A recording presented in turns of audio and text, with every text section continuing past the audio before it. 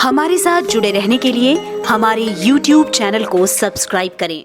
नमस्कार, मैं हूं महिमा सूद और आप देख रहे हैं नेटब्रिक न्यूज। तो चलिए नजर डालते हैं इस वक्त की बड़ी खबरों पर। गुरुवार को प्रधानमंत्री नरेंद्र मोदी और उनके मंत्रिमंडल के शपथ ग्रहण समारोह में शायद ही कोई ऐसा पक्ष विपक्ष दल का नेता हो जिसे इस भव्य समारोह का न्योता ना दिया गया हो।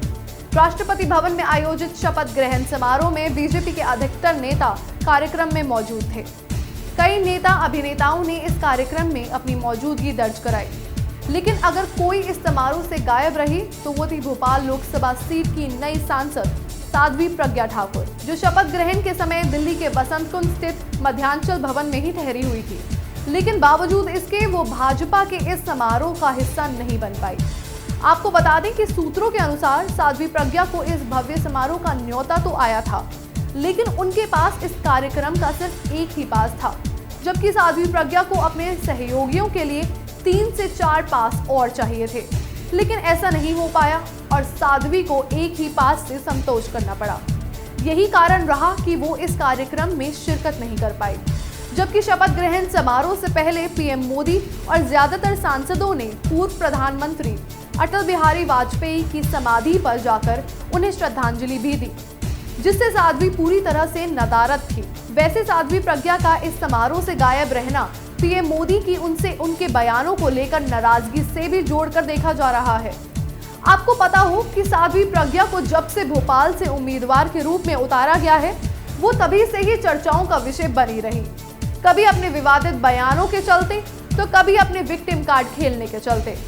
अपने एक बयान में साध्वी प्रज्ञा ने पूर्व एटीएम चीफ हेमंत करकरे को लेकर कह दिया था कि उन्हें श्राप देने के चलते ही हेमंत करकरे की जान चली गई थी, जिसके बाद उनकी इस आपत्तिजनक टिप्पणी को लेकर जमकर हंगामा होने पर बीजेपी ने खुद को इससे दूर कर लिया था और इसे उसका निजी बयान बताया था।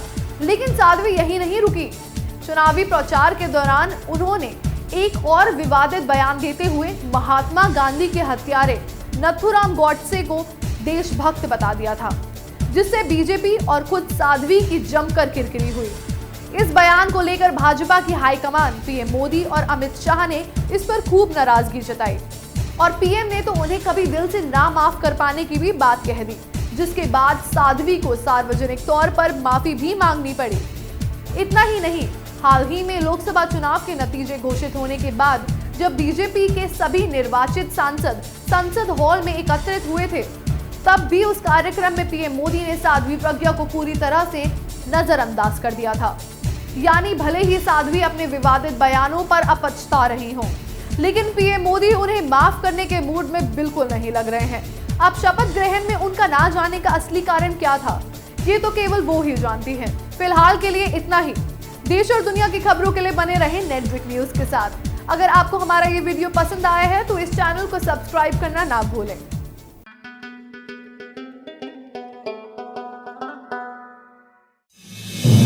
आप देख रहे हैं नेटब्रिक न्यूज, साहस सच कहने का।